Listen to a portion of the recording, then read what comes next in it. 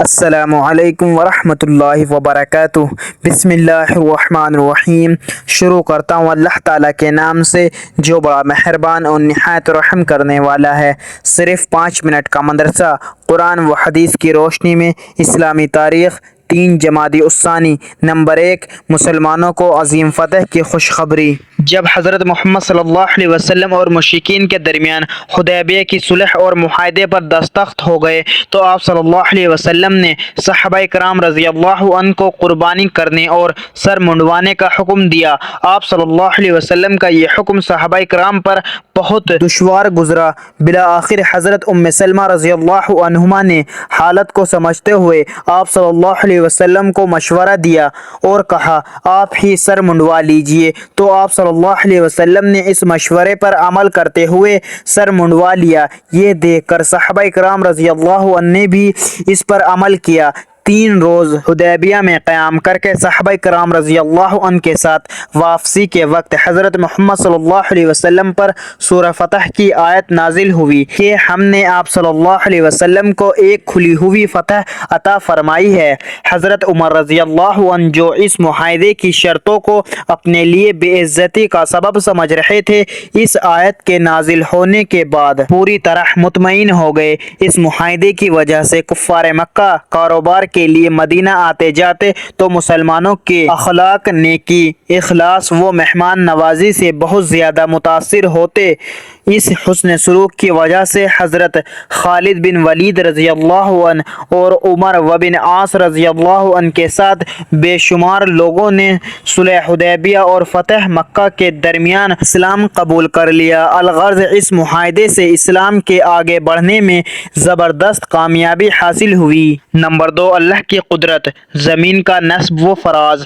زمین کے فرش پر غور کرو، اللہ تعالیٰ نے کتنے بہترین انداز میں اس کو بچھایا ہے، جس پر اللہ تعالیٰ کی لاکھوں مخلوق بسیرا کر رہی ہے، اور پھر اللہ تعالیٰ کی عجیب حکمت کے اس زمینی فرش کے ایک حصے کو دوسرے حصے سے تھوڑا سا اونچا رکھا تاکہ پانی ایک طرف سے بہہ کر دوسری طرف جا سکے اور اسی طرح مخلوقات کو فائدہ اٹھانے کا موقع مل سکے اور آخر میں وہ پانی سمندر میں جا کر گر جائے۔ اگر زمین ایک طرف سے اونچی اور دوسری طرف سے نیچی نہ ہوتی تو پانی زمین میں جمع ہو کر اس کو سمندر بنا دیتا، چلنا پھرنا بھاری ہو جاتا اور کام کاج ٹھپ پڑ جاتے، جیسا کہ سیلاب کے زمانے میں ہوتا ہے۔ قرآن میں اللہ تعالیٰ فرماتا ہے، وہی ہے جس نے زمین کو پھیلایا اور اس میں پہاڑ اور دریا پیدا کیے۔ نمبر 3، ایک فرض کے بارے میں، اذان جمعہ کے بعد دنیاوی کام چھوڑنا۔ قرآن میں اللہ تعالیٰ فرماتا ہے، اے ایمان والو، جمعے کے دن جب جمعے کی نماز کے لیے اذان دی جائے تو سب سے پہلے اللہ کا ذکر یعنی نماز کی طرف دوڑ پڑو اور خرید و فروخت چھوڑ دو، یہ تمہارے لیے بہتر ہے اگر تم جانتے ہو۔ نمبر 4، ایک سنت کے بارے میں، تیز رفتار سے چلنا۔ حضرت ابن عباس رضی اللہ عنہ بیان کرتے ہیں کہ حضرت محمد صلی اللہ علیہ وسلم جب چلتے تو چستی سے چلتے، سستی سے نہ چلتے۔ نمبر 5، ایک اہم عمل کی فضیلت، سورہ اخلاص کا ثواب۔ رسول اللہ صلی اللہ علیہ وسلم نے فرمایا، جس نے قل هو اللہ احد 10 مرتبہ پڑھی، اللہ تعالیٰ اس کے لیے جنت میں ایک شاندار محل بنا دے گا۔ نمبر 6، ایک گناہ کے بارے میں، ماتحتوں پر ظلم کرنا۔ رسول اللہ صلی اللہ علیہ وسلم نے فرمایا، جس نے ناحق اپنے ماتحت کو مارا تو اس کی وجہ سے وہ قیامت کے دن قید کیا جائے گا۔ نمبر 7، دنیا کے بارے میں، سب سے زیادہ خوف کی چیز۔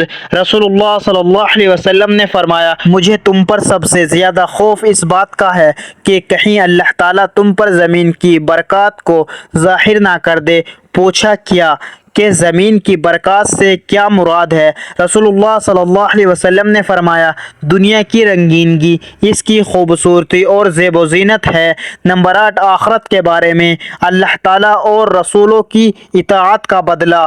قرآن میں اللہ تعالیٰ فرماتا ہے، جو شخص اللہ اور اس کے رسول کے حکم پر چلے گا تو اللہ تعالیٰ اس کو ایسے باغوں میں داخل کرے گا جن کے نیچے نہریں بہتی ہوں گی اور ہمیشہ ان باغوں میں رہیں گے، اور یہی بہت بڑی کامیابی ہے۔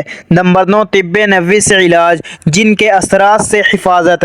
حضرت خالد بن ولید رضی اللہ عنہ نے عرض کیا، اے اللہ کے رسول، مجھے ایک مکار جن پریشان کرتا ہے، تو آپ صلی اللہ علیہ وسلم نے فرمایا، یہ کلمات کہو، چنانچہ وہ صحابی رضی اللہ عنہ کہتے ہیں کہ میں نے یہ عمل کیا تو اللہ تعالیٰ نے میری وہ پریشانی ختم کر دی۔